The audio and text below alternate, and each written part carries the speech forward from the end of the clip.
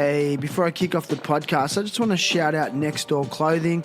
Next Door, a clothing brand based out of Bondi in Sydney. They're making really nice jeans and shirts and hats. So go and check out their full range at nextdoorsydney.com.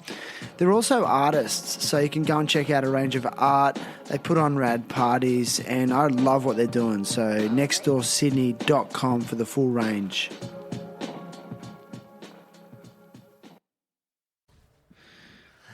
We just wore tighter, less tight pants.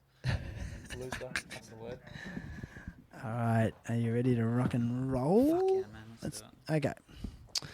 All right, you ready, Ryan? Okie dokie. So I'm just curious, like, how do you know he had 3 testicles? Because I saw him, man. What are you talking about? Oh, You didn't really? see your mate's balls when you were a kid? No, I didn't look. Well, he showed them freely, and I checked them out regularly. I got him to show a lot of people. Does that mean he's more fertile? I don't know. He's had a couple. He had twins, There you go. so it's pretty good. Twinning. Pretty good endorsement for three testes. Do I need to clap? I'm going to clap. You want me to? Clap back, man. All right, there we go. This is for Clementine and Otis. So go and check out terriblehappytalks.com. It's where you'll find links to our sponsors, Indosol, Kingpin Skate Supply, and Crush Organics CBD products. If you use code THT at those places, their websites, you'll get a discount and you'll be supporting rad companies. Let's go. Terrible Happy Talks. Terrible Happy Talks. Good to be here, man. Whoa. Put it on pass. And there's a donut later.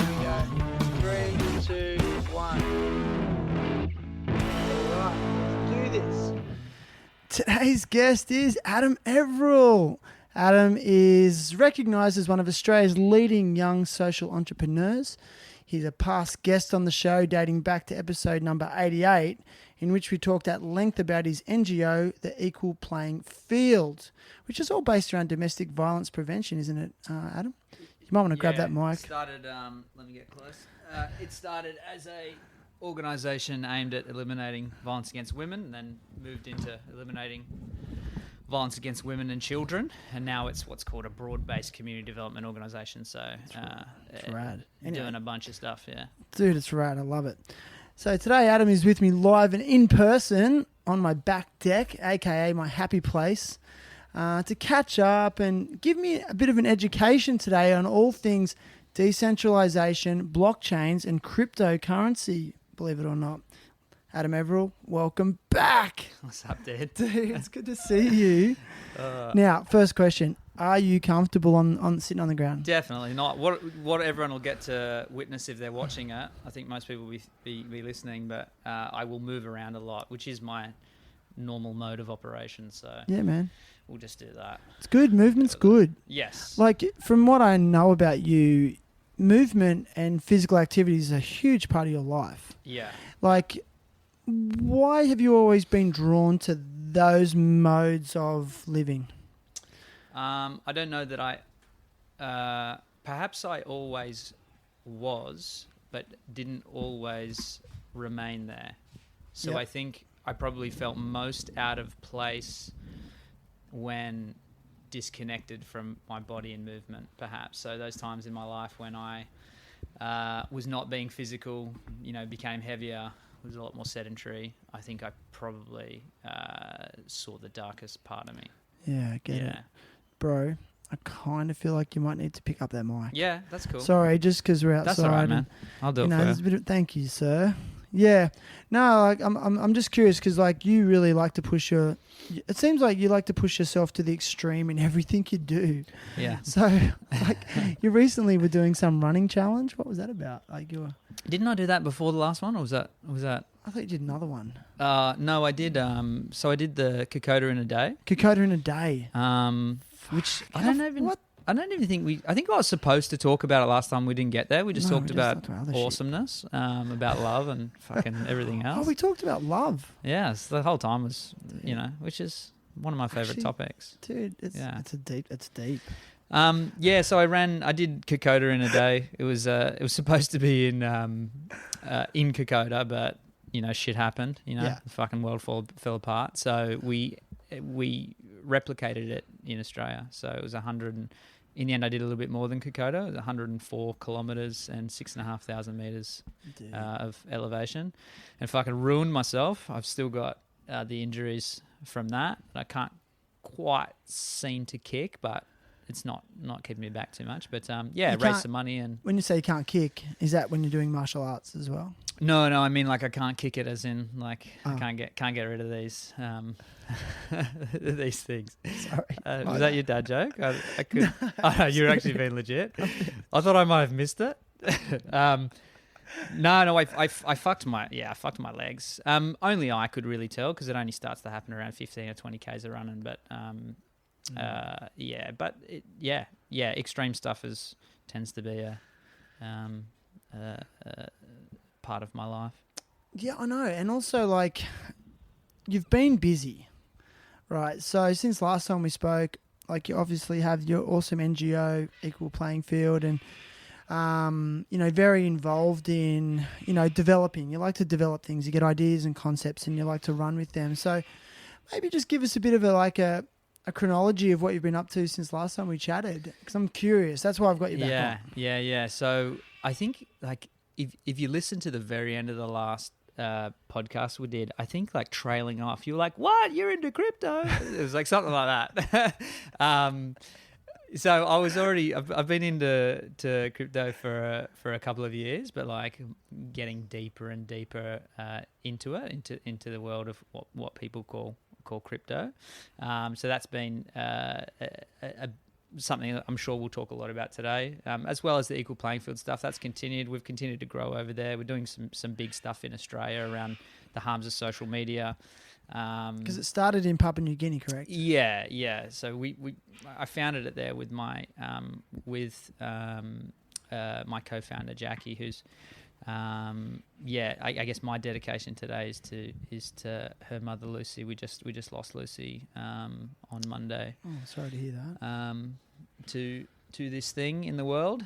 So that's pretty sad. But yeah, we started it over there, and I've now started to do more work in Australia for Equal Playing Field, mostly focused on this, reducing the harms of social media. So working with some big universities and some pretty big academics on that. Reducing the harms of social media? In what sense? Yeah, well, addressing the harms, I guess. So, there's a lot of stuff coming out at the moment with, Facebook and Instagram killing our kids, basically. Can we go down that rabbit hole? I don't disagree. I mean, Yeah. I know I'm addicted to it. Yeah, for sure. In a negative way. I don't know. I disguise it in my mind as like, oh well, it's I just want to see what's going on. And it's positive, and I'm trying to build a community for the podcast. Yeah. But then I'll be honest, I wonder how healthy it is for me mentally. Well, it looks as if it's not. It's not. Yeah, it's not. No. Yeah. So there's actually a lot of really great evidence pulled together by someone called Jonathan Haidt. I think Jonathan Haidt's been on Rogan maybe twice, at least once. He wrote Coddling of the American Mind.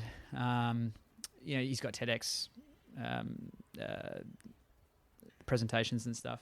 He's a really interesting and clever guy. He's looked at the harms of social media specifically. Originally, him and his co-authors thought that it was technology, but actually, after doing this huge meta-analysis, realized that it's not technology that's having these deleterious effects on mental health. It's really a certain type of social media. So looking at things like Facebook and Instagram and the like button, and how the advent of those particular strategies of grabbing attention and interacting with someone's identity correlated really strongly with depression, anxiety, things that lead to suicide. There's a whole bunch of stuff happening right now. The Senate's going after U.S. Senate's going after Facebook right now for leaked internal research that was showing that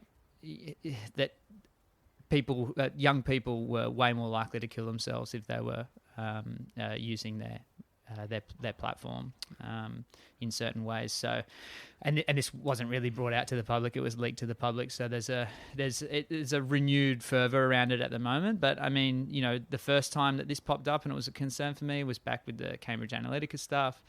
There is no doubt that these massive tech companies are farming our lives for profit, and we are their product. And when you have something like that and you hand it over to the machines, the algorithms, the bots, you're asking for Terminator. Maybe that could be you. But here's an observation, and you mentioned the algorithm. Given our extremely tenuous political climate across the world, do you feel that the algorithm, is creating a mass division amongst populations? So I'll elaborate a little bit. At the moment, some people have very strong stances on health and how we should manage our health.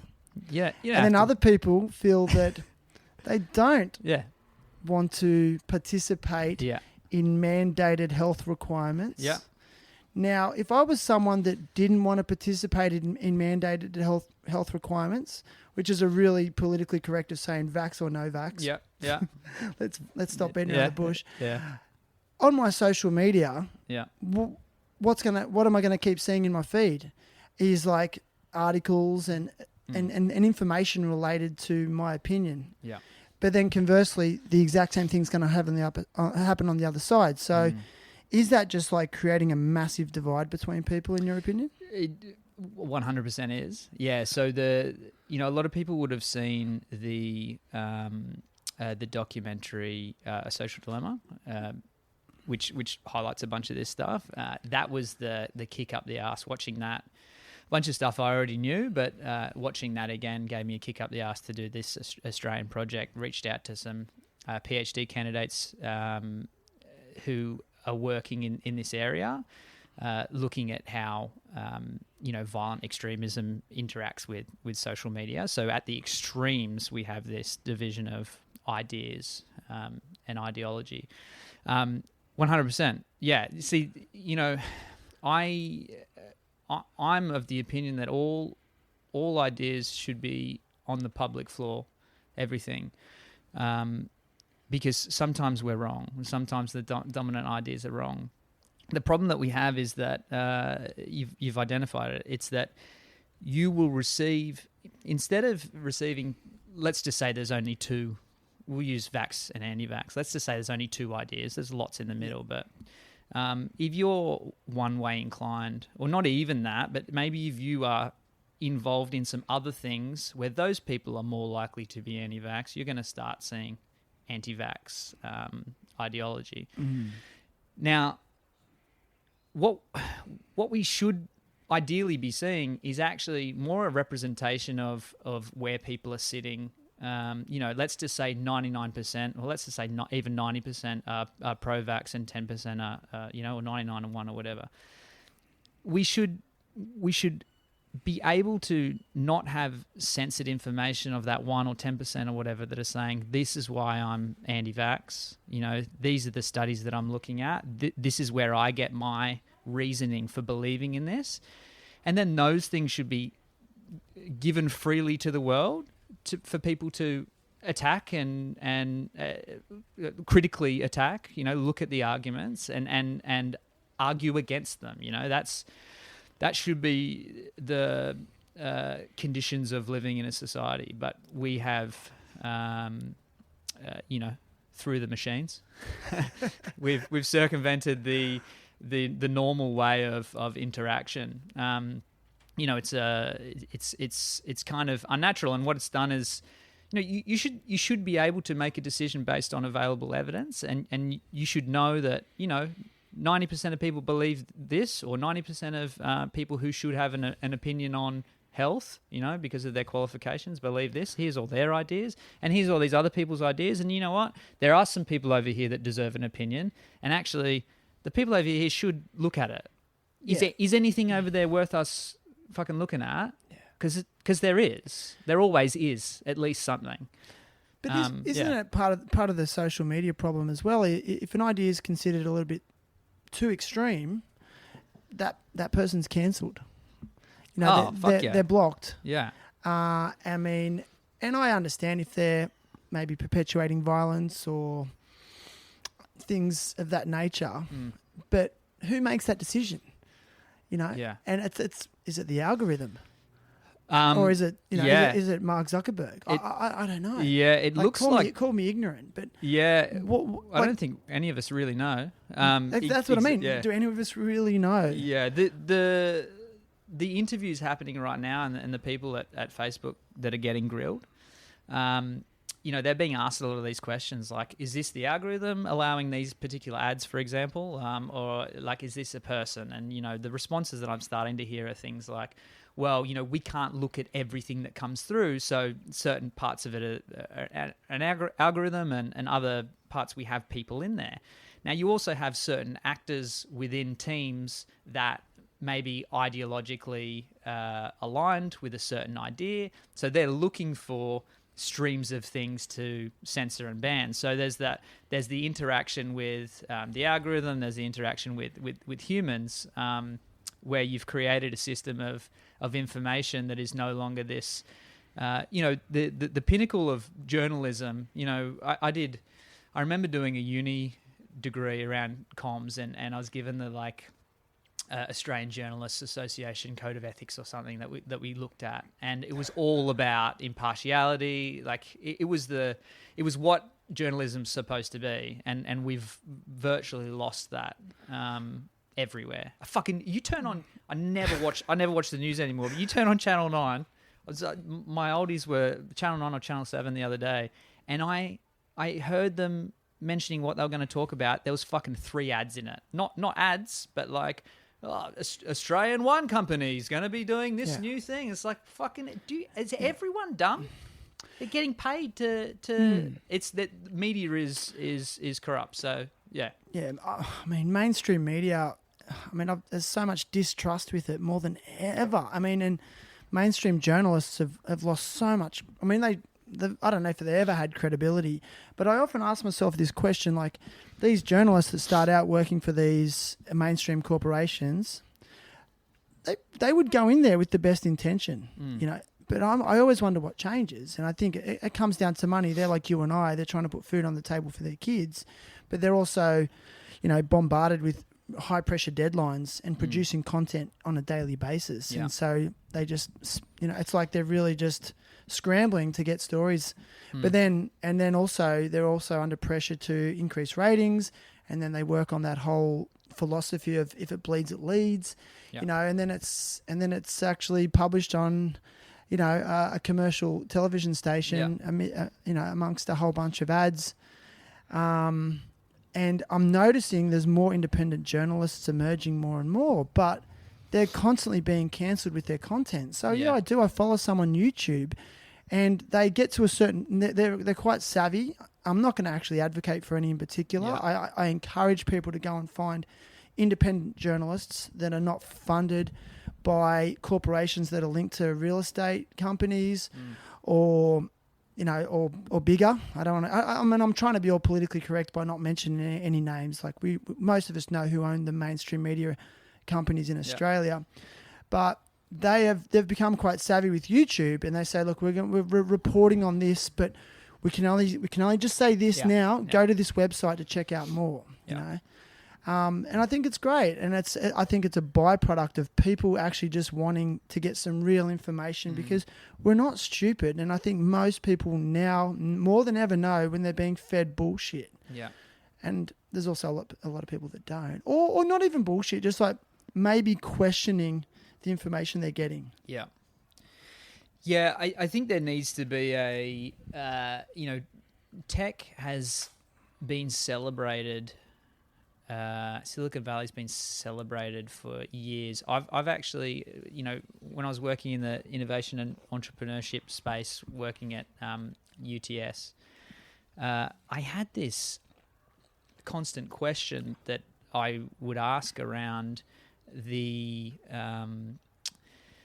you there's this cult of the innovator. It's been happening for the last decade or a bit longer. The love of Steve Jobs, everything Silicon Valley. We love innovation. We love innovation. Never in any of those design or innovation talks or summits that I ever went to was anyone saying, let's start with deep questions about the impact of our technology. What could Uber end up exploiting workers? Let's think about that now. They didn't do that. Everyone's like, Uber's the best. It changed the world. Well, just because something changes the world doesn't mean it's a net positive. I pulled out Uber there. I'm not gonna use them as an example. It's an example. Yeah, this idea that something does fucking really well, people, somehow the idea of like this filthy corporate greed that used to be characterized as like the bad guy from Captain Planet, right?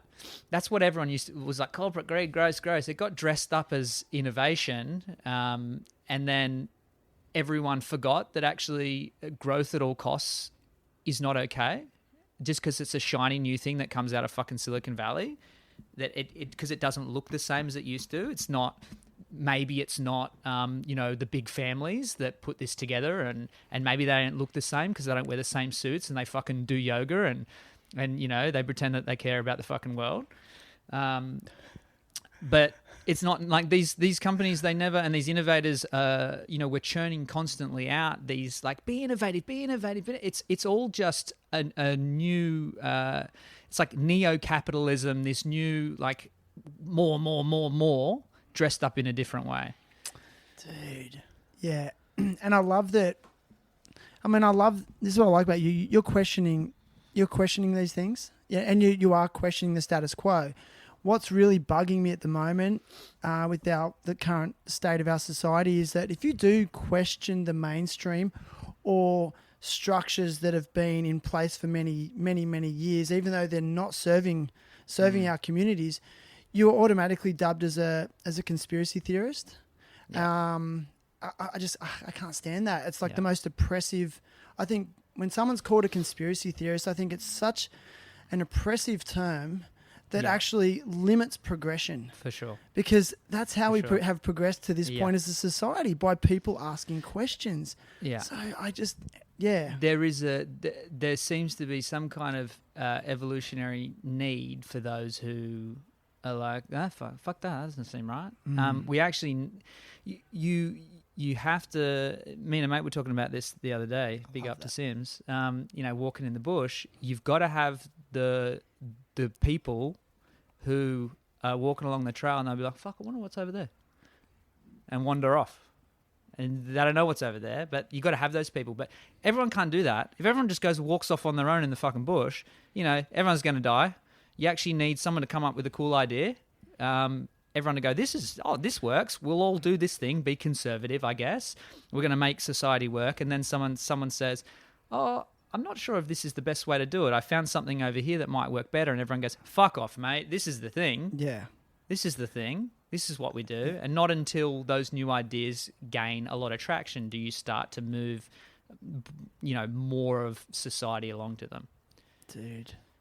This. Yeah. So like going back to the original question, this train of thought and these ideas and concepts that we're discussing for you were born from your desire to raise awareness about domestic violence in Papua New Guinea. No, I think what I've come to learn about myself, I guess, is that I'm a creative first, I think. And I think like the idea of innovation or coming up with ideas is really just me jamming on a topic and thinking about ways that like different solutions or I think innovation can be an art in that way. It can be a beautiful art, like when you're coming up with new business ideas or social entrepreneurs or social innovation. But ideas around I guess big ideas around decentralization, like we're going to get to, and how big systems kind of stifle development of the individual and countries. Like those are things that I've thought about for a long time. Is that why you feel like decentralization, cryptocurrency, would you say that it's a radical approach to actively questioning our financial structures? Let me take you back to something you said before. You were talking about, people are called conspiracy theorists. Sometimes when you say things out loud, it's kind of crazy, because if you go back to the start of crypto, global financial crisis, it's really apparent to anyone now what caused that. It was fucking greed. It was all the big end of town. I think 2 people went to jail for the GFC. So many people would have killed themselves as a result of the money that they lost. Complete mismanagement and disregard for society brought the world to its knees. See, this is how ignorant I am. So was crypto born out of the GFC? Yeah. Which was like 2009? 2008. Yeah. So that's when crypto was born. So, dude. Because let me. Let's this is go cool. back I to didn't the even start. know. Yeah. Because okay, I'm just speaking from my ignorant experience with it, but I feel like a lot of people Sorry, I was asking don't. for water over here. I'll drink all day. Thanks, Ryan. Mr. Ryan. Thanks, Grant. man. Look He's at him. the best. Everything. He's a stud. Films. Good looking chap. Water for us. No, but so okay, like I'm gonna ask the most basic question. Yeah, let's do it. Like, what's a Bitcoin? Yeah, so you've got to go back to the genesis, and this is like the coolest fucking superhero story in real life ever, right? Satoshi Nakamoto, amazing. So GFC, all this crazy shit's happening. Do you remember how they came to the rescue? What happened? I don't. I know that basically Barack Obama and the crew came along and they said, "Don't worry, we'll print trillions of dollars." Thanks, man. It's all right. We'll just print more money. And printing more money is not a solution. Money. It devalues money, and you just kick the problem down the road. It's like, it's all right. And they bailed out all the big end of town, all the people that fucked everyone. Basically said, listen, if you don't bail us out, everything will collapse. It'll be. Are we talking banks, large corporations? Yeah, the entire financial infrastructure. You know. Okay. Yeah. Going. So, yeah, but big banks, huge part of that. So, where were we? Yeah, like Satoshi. Satoshi. So Satoshi looks at Satoshi is anonymous. So what happens? Satoshi was an actual person.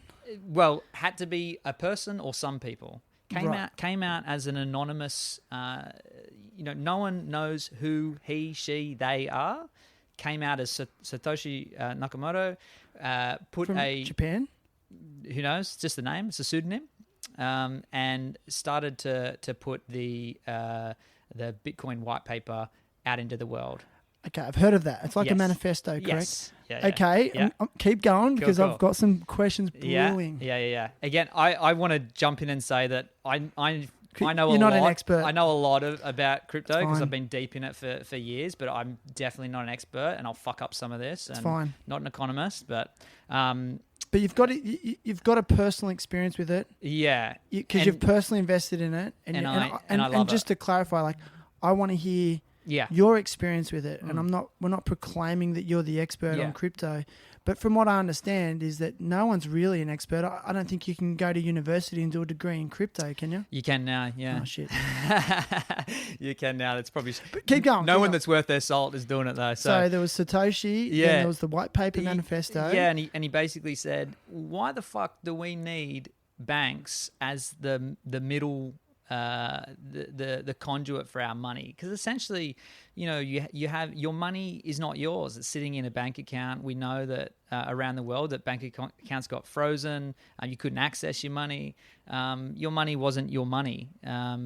it's just it wasn't yours. And also you couldn't, without this kind of intermediary, you couldn't pay someone for services. You couldn't do that kind of back and forth. And Satoshi put out there that like using technology, we can do peer-to-peer transactions. I can send to you. There's no need for any middle person. It won't cost all the fucking money that it costs to send money internationally, because it's got to go through 17 banks. Okay, so you don't need to do a bank transfer. No, I just transfer it straight to you. But I mean, here's the thing. Again, is there an agency that helps facilitate that transaction? No. Okay, keep going. So Bitcoin exists because it exists on a whole network of computers, I guess, of servers. So, and they all hold this decentralized ledger, a shared ledger of, like you can imagine the old school bank with the big ledger where they write, you owe this, you've paid this, but it exists in duplicate across all of these different nodes, these different computers, I guess. So if one gets hacked or if 7 get hacked or however many, you've still got all the others holding on to it, and someone can't come in and manipulate that data. Okay, and so this is, quick question. So from what I understand, there was only ever 21 million Satoshis ever created, correct? There'll only ever be 21 million, and we're up to about 18 supply at the moment, 18 million. So unlike cash, it can't be continue to be made. No. Now, where I get confused, and this is where I glaze over, other times people have explained it to me, and don't feel any pressure to... Yeah. When I think about cash, like, for example, most of my money is numbers on a screen at the moment. It always is, and I pay for everything on a card, okay?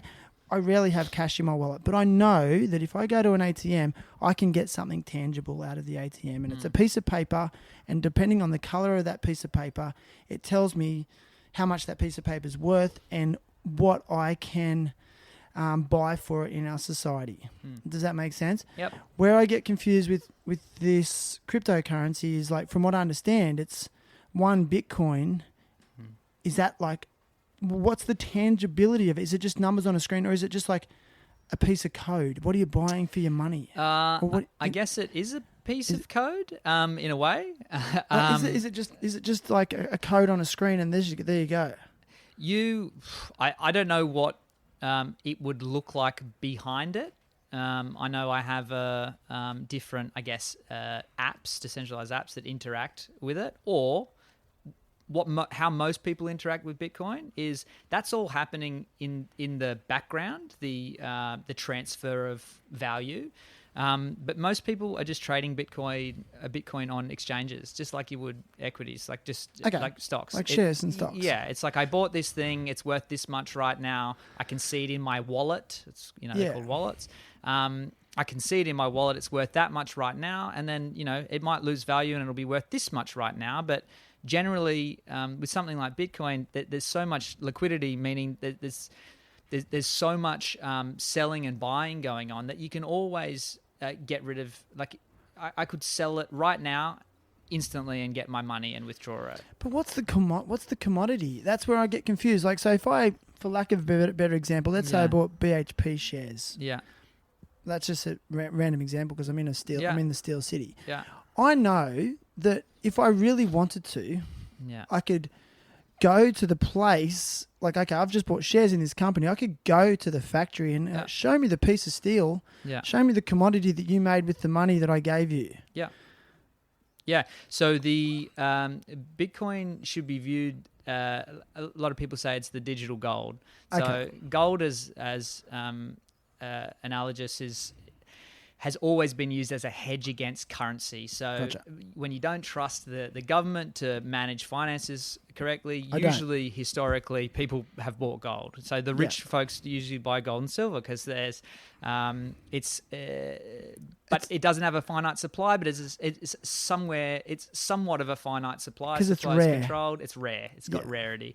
And it can be used in certain ways, but generally, gold has been thought of as a store of value. Bitcoin came along and said, we're a way better store of value. It took the what they call like the network effect, enough users to start using it, and a network to say actually this has value, to give it credibility as an asset, because in the beginning when they said it, it was worth nothing but what people ascribe to it, which is true of all currencies, or anything at all.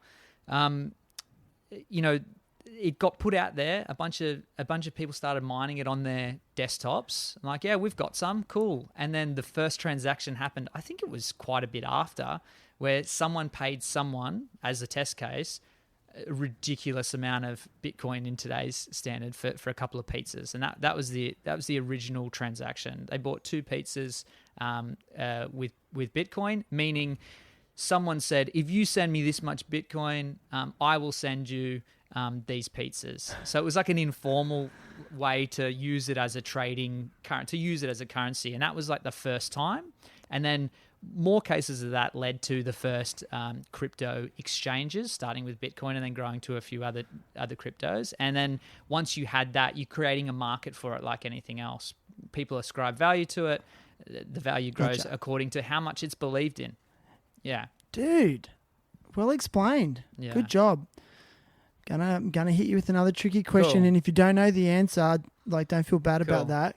But I encourage people, and I'm going to do this myself. I'm going to research this. Like, how is Bitcoin mined then? Like, what does that mean? Yeah. Call me stupid. Okay, I understand the concept of mining for gold. Yeah. Like, I might dig a hole in my backyard, and who knows, I might strike gold. But with Bitcoin, like, how are they mining? Is it some computer guy searching for code? Yeah. Or creating code? Oh, I don't know. As I understand it, it takes massive computational power now. In the beginning, you could do it on your desktop. Yeah. It was quite easy, but over time, the mining rewards, which means the Bitcoin that is released periodically, they're harder and harder to what's called mine. You have to have a higher computational ability the longer the timescale goes on, which is one of those things where that's now being looked at by the industry like, well, this is actually not great for the environment. We've brought this great way to transfer value, to take power away from institutions in a way, but we didn't think about the environmental impact caused by Bitcoin, which is what's called a proof of work chain. It means that basically that a lot of computational power and energy have to be used to make it work. Now, you've just had El Salvador come along as the first country to ever to make it legal tender. So in El Salvador, you can have your little card and you can use it at ATMs. You can pay at stores. You can do all sorts. Wow. And they're saying that they want to mine Bitcoin using volcanic energy, and so the industry has shifted already. A bunch of stuff has moved from China. People miners are saying that they want to do it a green way to make Bitcoin greener. So it's not it doesn't necessarily have to be super damaging, but it certainly has been. Surely it's more green than printing actual cash. All those are good questions. Yeah. I'm sure there's been people who have also banking, right? The lights, all of the people sitting in the fucking offices doing whatever they're doing. Yeah. That there's things that people don't add up when they throw around those certain claims, but it's definitely something that is being addressed and should have been. Yeah, it's definitely not going away, because we kind of function in a digital society as it is. Like I said, I can't really remember the last time I had cash money in my wallet. Yeah, pay for everything on card, and I check my how much money I've got in the bank, and it's all on a screen. Yeah, it's all numbers on a screen. Really, checking my account balance, spending money. Okay, this is how many credits I've got left, or digital tokens, and that this is dictating what my experience in this life can be based on these digital tokens. And it's really the same, except we're just taking the bank out of the equation. Yeah, would that be another way to look at it? Yeah, for sure. And also that money that you have, and you look at the numbers on the screen, at a society's worst, that's not yours. They can those things can be frozen when things collapse, happened in Greece, happened like people 100%. couldn't get their money out. The value of base currencies dropped like crazy, and those things happen. It's not, they definitely happen, and they've happened during the course of the pandemic and before it, and they definitely happened as a result of the GFC in certain countries. So you actually own this. That was a big part of Satoshi's vision. It's like it's fucking value. It's your value. Is it giving power back to the people? For sure. So how that's manifested, it's important to look at Bitcoin as like the first amazing part of the technology, but cryptocurrency, it's usually people talk about as digital assets because not everything is a currency. It's just, cryptocurrency has evolved massively. It needed the vision of Satoshi to kind of build off and do things better. But now what you get is different assets being involved in something called DeFi, decentralized finance.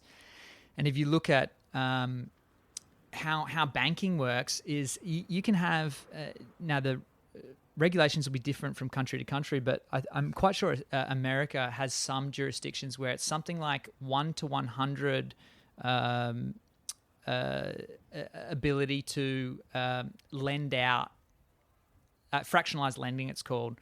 So you might have $1 million in the bank's coffers from people depositing their money. So your money's going in. Yeah, they can lend against that. That's part of being a bank. Yeah. So instead of just being able to lend out $1 million worth of funds, they can do something called fractionalized lending. So in some parts of the world, it's 100 times what's in their bank account that they can lend out. Now, that's another one of those GFC type stacking the cards in a certain way that can get people fucked.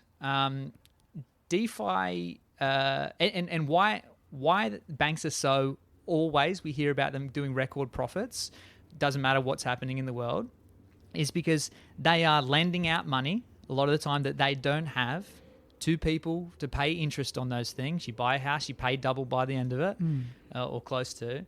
They're making a fuck ton of money off lending out your money, but also money that doesn't exist, that they don't have, but they're doing this fractionalized lending. So banks are making a fuck ton of money. So what DeFi came along and said is like, well, hang on, we can use algorithms and blockchain tech so that it's really clear that people aren't being screwed. So you can see it all. I can go and look at my transactions publicly on the blockchain, on various blockchains that I use or chains that I use. But essentially they said, with different assets, if you put your assets in our ecosystem, it'll be lent out, but you'll be making 5-10% on what you've put in there, as opposed to a bank and a savings account giving you fuck all on an asset that's depreciating because they're printing money. Yeah. Wow. I think actually for the first time I truly understand it. So banks. Yeah. Loan sharks? Yeah. Look, it's one of those things where so much of this, again, going back to the whole conspiracy theorist thing, like if you ask people direct questions like, hang on, do you remember the GFC? Remember all those fucked up people that caused it? And then they all got bailed out and then we all went, oh, everything's okay. Now we're going to go and beg them. Hang on a second. We've just bailed out all these people and now we're like, oh, we should trust these people they're looking after. What are you talking about? No, you're a conspiracy theorist. Yeah, so it's the same thing. It's the same thing all over. DeFi will take over the world. I'm super certain of it. I've told you, I'm all in crypto in terms of my. Didn't Elon Musk invest his whole net worth into it or something? No. Okay. Elon. Don't ask me where I got that from. No, Elon is a little bit involved in the Bitcoin. He messed with it though, didn't he? He fucked it real bad. He pulled out because of the environmental issue with the computerization. Yeah. The proof of work stuff. It's. Sorry, I got it backwards. Oh yeah. Yeah, But that doesn't mean he didn't understand and have faith in it if you originally put money in it in the first place. Oh, he certainly believes in but crypto. he wanted to demonstrate an environmental concern. Yeah, and it just so happens that he voiced that concern at the bottom of a trend, and it just bottomed out. It helped collapse the market for quite some time. Isn't that crazy how one person can do that to a market? Yeah, look, depending on a lot of people were angry with Elon. It was shitty timing for him to do it when he did it. But a lot of people were very, very But people upset. haven't lost faith in it. Oh, certainly not. No. I just love it. I just really feel like it's radical. I think it's progressive. But, and I just hear about it more and more. People talking about crypto this, crypto that. And I'm like, I don't really understand it. I really need someone to sit me down and in layman's terms. And I think you've actually explained it to me like quite clearly. But it's actually inspired me to do a bit more research myself. Yeah. It takes a really long time of learning and relearning lots of the concepts that I've even just kind of touched on here. There's so much. Like I've spent a really long time losing some money, winning some money, trading some money, picking things that projects that turned out ultimately not to be very good after I got in there and started immersing myself in it, and some that I think will change the world. So amazing, bro. Yeah, like even there's decentralized cloud services. So if you pay for like Amazon cloud services or whatever, they've got servers somewhere and you're paying for to put your shit on it, right? Store it, yeah.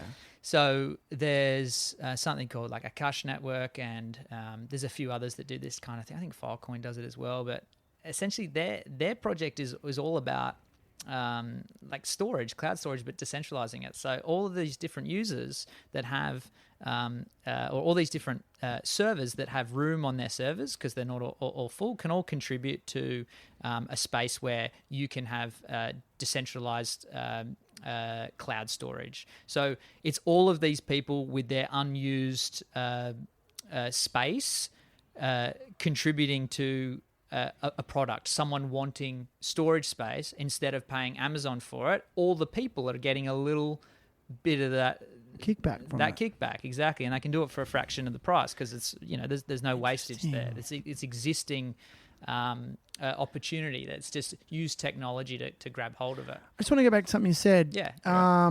You know how banks, like you said, your money sits in a bank. Effectively then while your money's sitting there, they're investing it and making money off your money. And then I think the average savings account pays like less than 1%, unless you then go and maybe put it in a long-term deposit, which may give you a little bit more. Yeah. But you're just going back to with crypto, they are doing the same thing, except you're just getting a higher return. Would you say? So for example, at the moment, I think like this is where I get confused. Like the Reserve Bank at the moment set interest rates at like 1%. Yeah. And then what the bank passes on to us at best at the moment, you might be able to get 2.5% back on that. Or okay, so they're still like making like double your money, like they're not passing on the same interest rate that the Reserve Bank is, which I kind of get, but it is still very high. Yeah. That's greedy. There's no doubt about that. But what you're saying is with crypto, the same thing's happening, but you're actually getting more. You're getting a better interest rate, effectively. Yeah. So effectively, what the bank is doing and how they make their money is you deposit your money there. You hold it for them. They'll keep it safe for you. We'll keep it safe for you. Just so you know, they'll charge you to withdraw it. Yeah. A lot of the time, what like people don't understand is that your money in there is going to work.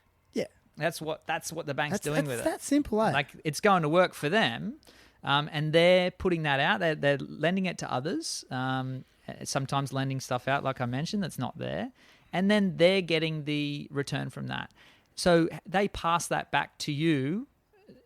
They'll say, if you put it in a savings, we'll give you a fucking 0% now or 1% or whatever the fuck they give you, right? Yeah, like 0.01%. We'll give you that. But what they're actually making off those dollars is massive. So what DeFi does is it takes out that shit. it says to you, a certain amount of the interest paid on loans for this, this company, this DeFi company, let's say, or protocol, a percentage will go back to the protocol to help it run and pay whatever staff need to do it. But the majority or more than in the banking system will come back to you. Now, there's competition within DeFi as well. Some will have better returns than others, offer what you might feel as higher levels of security than others.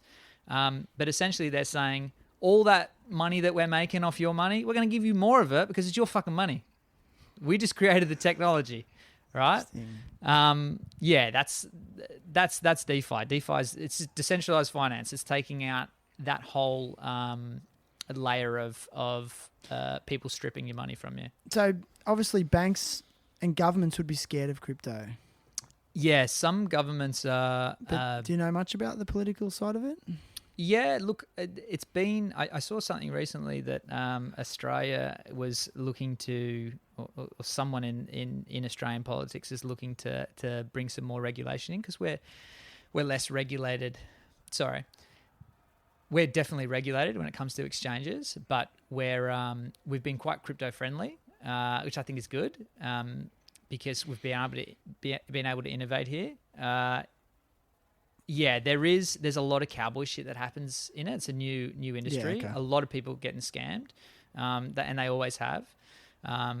True of all fucking business. And that's why you have to really do your research into things and understand things and But they're being scammed anyway by the banks. Yeah.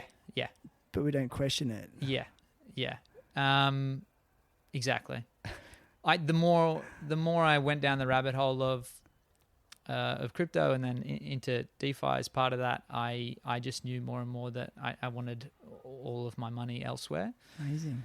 And put to work in different ways. Okay, I'm not going to press you too much anymore. I think it's just been great. I've learned so much in that short time, and I feel like we could talk about it like forever. Like it's so complex. What's my train of thought? Yeah. Oh shit! I forget the question. You're right, man. Mental blank. No. Sorry, I was going to say I've met. You're like the third or fourth person I've met just in recent times who've just gone, "Yep, I'm all in with crypto," like so committed, and that's what's really piqued my interest. And I've actually had a few random people reach out to me and say, "I want to go on your podcast and speak about crypto." Yeah, because it seems like it's a real emerging movement. And I do think we're in this time where I think the people need to rise up a little bit. The people need to rise up because at the moment I see in our society just real compliance to our detriment. For sure. For various ways. And I feel like, and I'm just surmising here, crypto is kind of like this low-key way of societies rising up. Is that too extremist to say something like that? It's revolutionary for sure. Okay. Definitely is. So China, I think they've banned Bitcoin again. They've done it about 10 times. They're obviously aware of the fact that they can't control it like they would like to. They're bringing out the digital yuan. Interesting. To combat it, so then they can regulate it. Well, everything's, have you heard the whole digital, the social credit scoring and stuff in China? Oh, fuck, man. So I feel ignorant when I talk to you. You've got so much knowledge about everything. One of the PhD guys I'm working with, that's his Alex. His thing is looking at like the social credit system in China, this is a real thing. It's not the government have this way of applying social. It's almost like the fucked up parts of social media. Like good job, it's like a class system controlled by the government, and it businesses will look at it when you're being hired, what's your social credit look like, just like financial credit, like what's your financial credit like before you get a loan? It's like, what's your social credit like? Are you a fucking good citizen? You better be a good citizen. Ranked. Otherwise, But let's face it, that's kind of happening in our country. But we are low key. It's just exactly. It's cloaked differently. Exactly. You got to apply for credit. Like you've got to have all these checks on you. The deeper people get into the world of decentralization, the more that they live like borderless in their mind. It's like, not.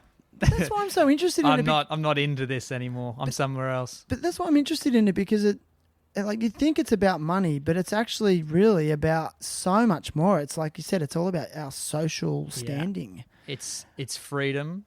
It is. It feels like there's more and more of a sense, and I think it's been pronounced in this period now.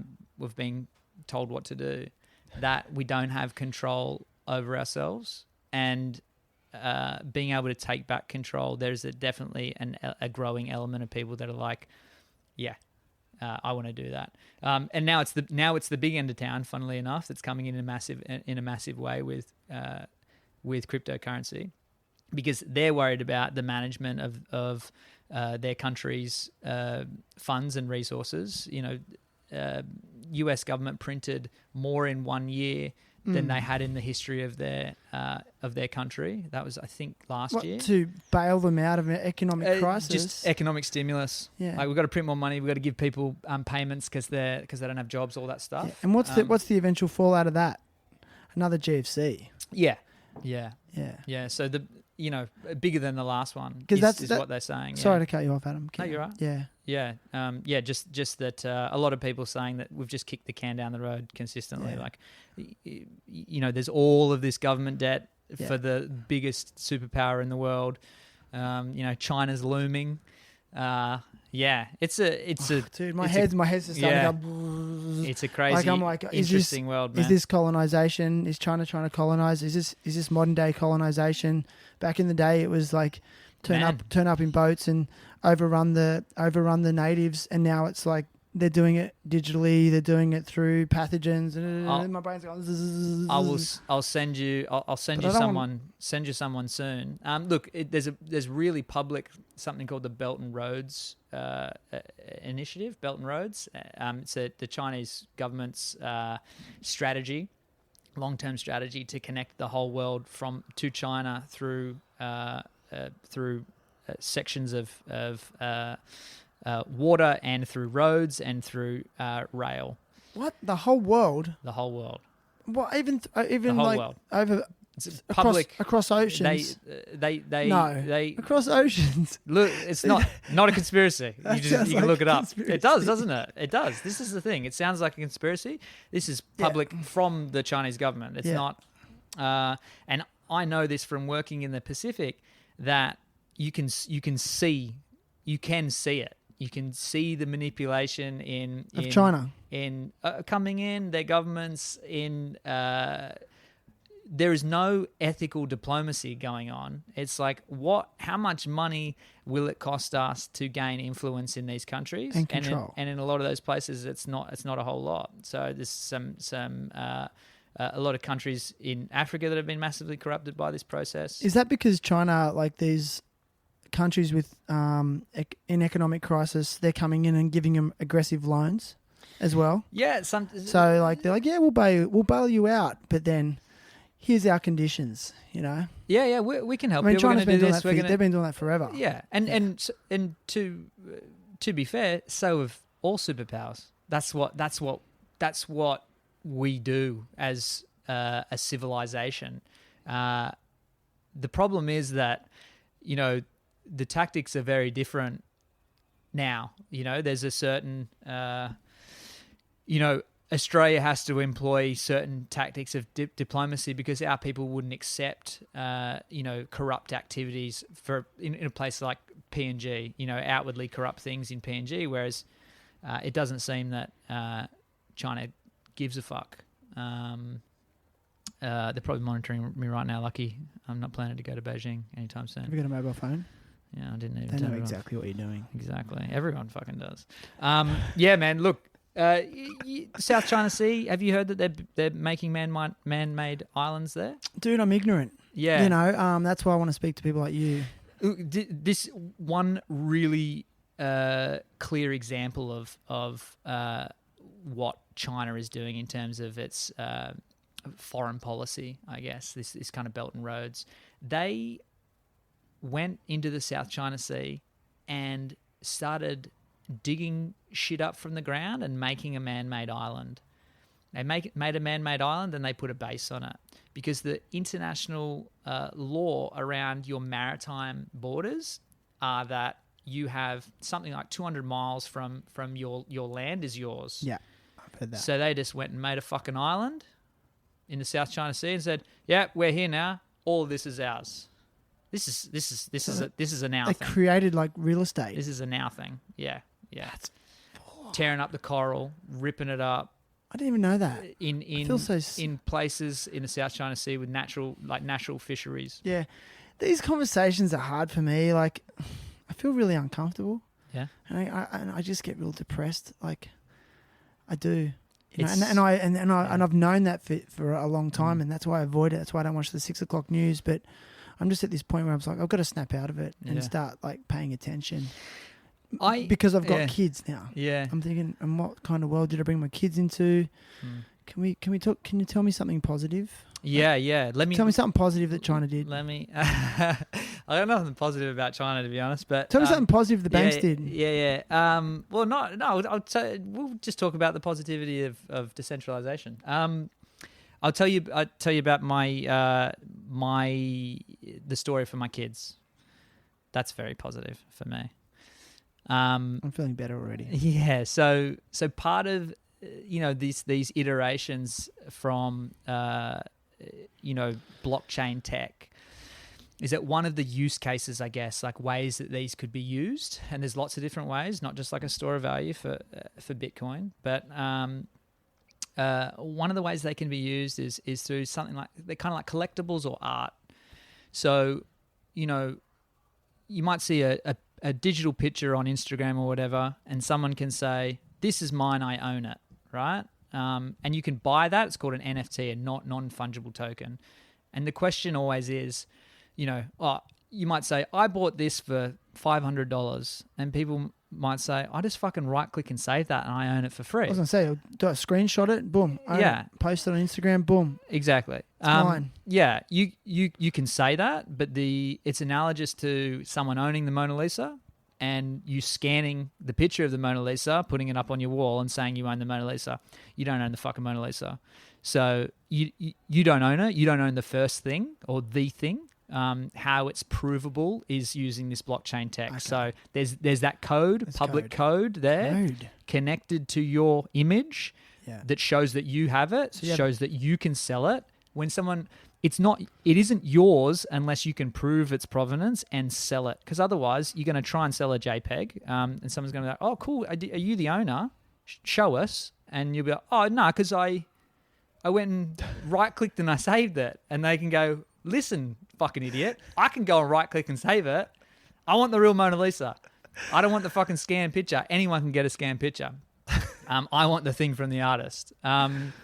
Art is like anything else. We ascribe value to it.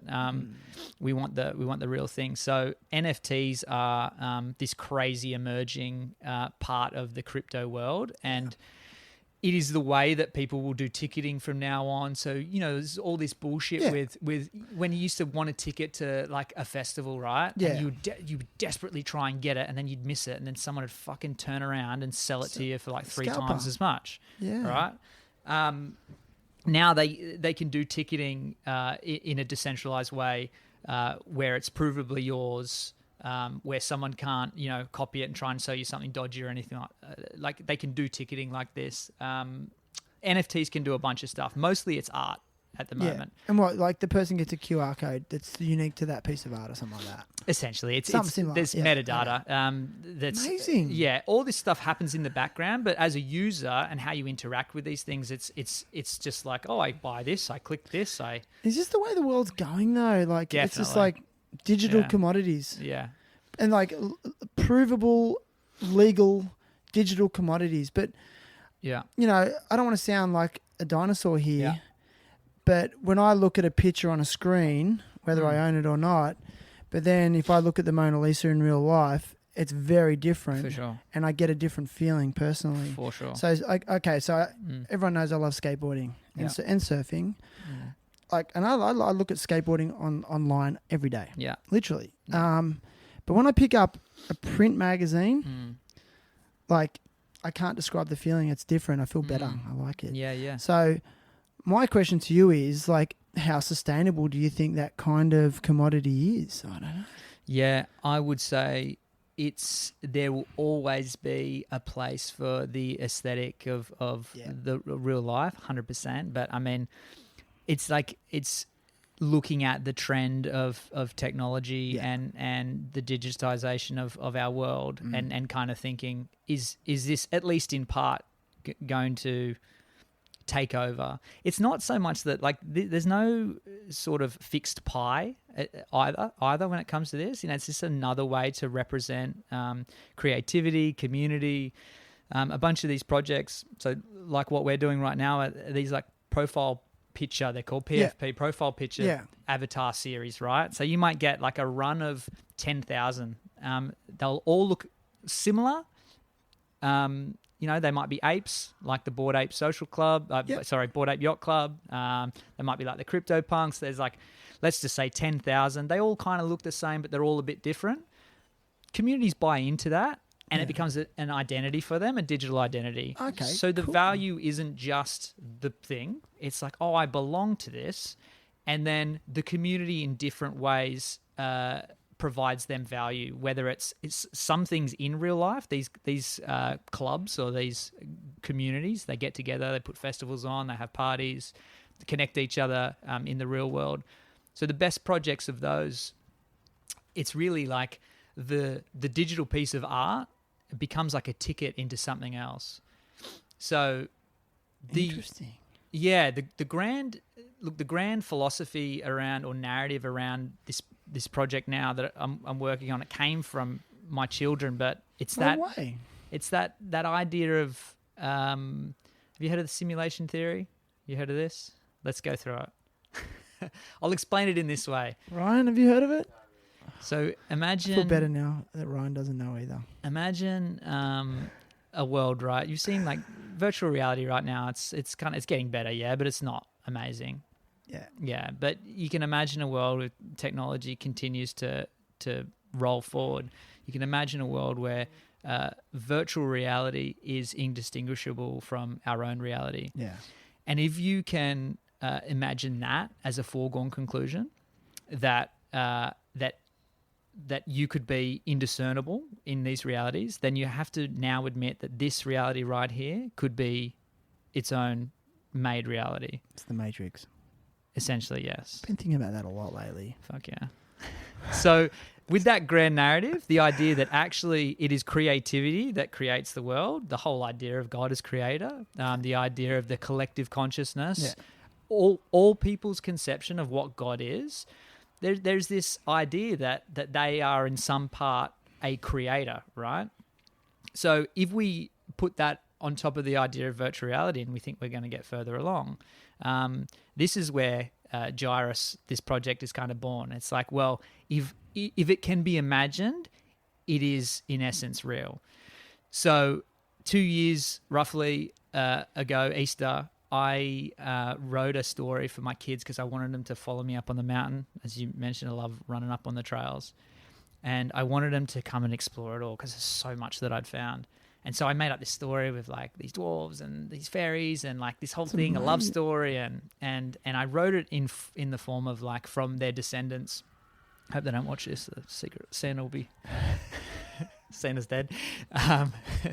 And they, I put it in like parchment and like did it on like a typewriter and put all the tea leaves over it and kind of made it look really old and sat it in the attic and got them to go up looking for Easter eggs. It's good dadding. And they read it. When they first read it, I was like, fuck, I really thought they were going to get into that. And they weren't really, but I was like, anyway, we're doing the walk. We're following the thing. And as we were doing it, their minds just...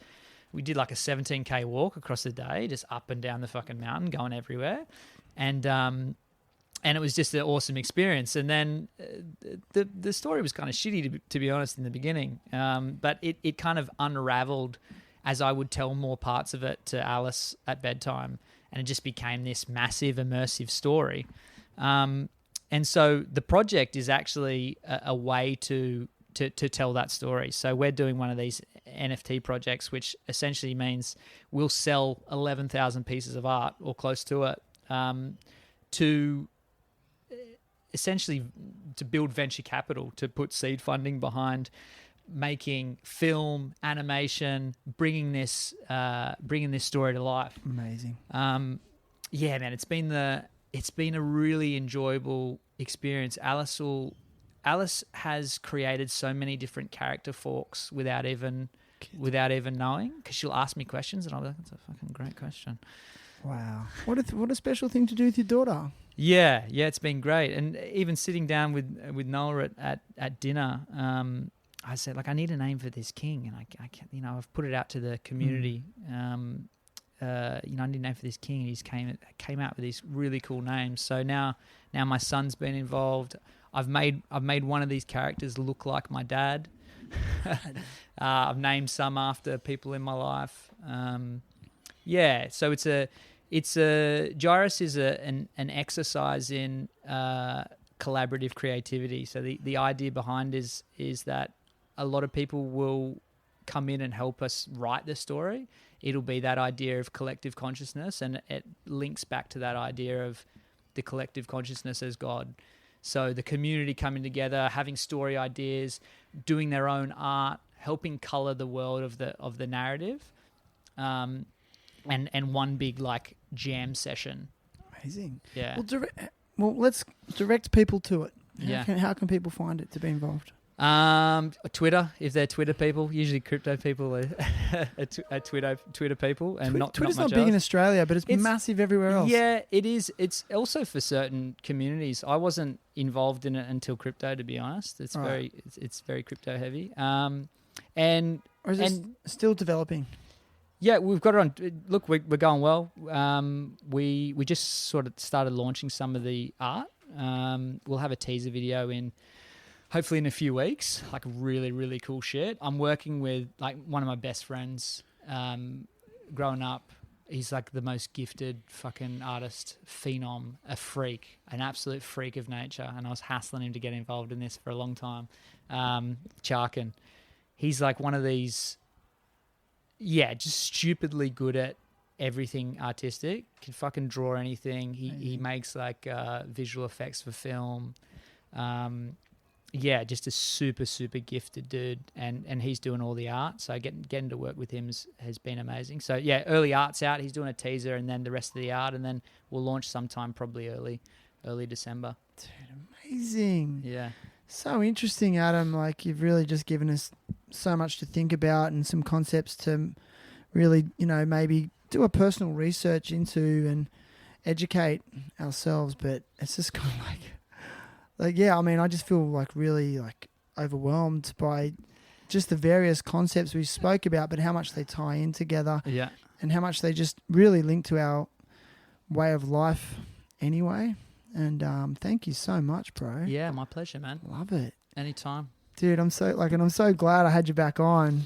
And I was sort of like a little bit skeptical to even have this discussion about crypto, because I'm going to be completely upfront and honest. Like, whenever I hear crypto, I just go, oh, I roll my eyes. But, I just feel like that's just my ignorance talking, because I don't want to move out of my comfort zone. And I just want to follow the herd. Yeah. But history tells us it's the ones that break away from the herd that make real change or find the greener pastures, or they die. Or they die. And I think we need it more than ever. We need people to be exploring those, to use your analogy, those alternative paths, for the sake of our society, humanity. I don't know. It's deep. And then I'm sitting here thinking, are we in a matrix, dude? Are we all just plugged in, and there's some dude just like on a computer? Well, isn't that the idea of God, while though? we're all plugged in. Then I'm like, I don't know. Maybe I want to stay in the matrix and ignorance is bliss. What do you say to those people? That's fine. Okay. Live in it. It's not for That's you. cool. Are you, well, it's just like, are you happy? Do you feel a sense of purpose? Then fucking plug in, enjoy it. Like what, Do you feel a sense of purpose? Yeah. I What about in the past? I go. If I don't feel it, that's when I'm walking off into the bush. That's me. Like, I'm not doing what I need to do. So I something finds me, some obsession. It's your path, man. I'm telling you, there's no coincidences. There's no coincidences. I fucking believe that, man. Do you? Which is why it takes you back to this idea of a fucking simulation. Because everyone does this. Like the reality that you're in now, you go, fuck, it wouldn't have happened if this, all these things came together, right? Like it is the nature of reality that this one could have only happened with all of the infinite amount of things that happen to you. It's a fucking trip. It's a fucking trip. Yeah. Dude, what a epic way to end.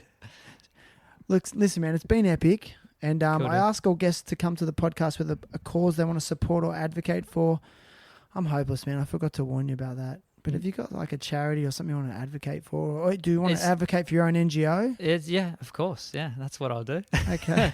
Yeah, Equal Playing Field. We're equalplayingfield.global. That's the website? Yeah. That's mostly PNG centric, but you can find us on socials. We're doing huge shit, really big stuff over in Papua New Guinea, changing the way the education system is working, especially in the realm of child protection, doing some stuff that I'm fucking super, super proud of. And then on the Australian side, doing some really cool shit too. So Equal Playing Field.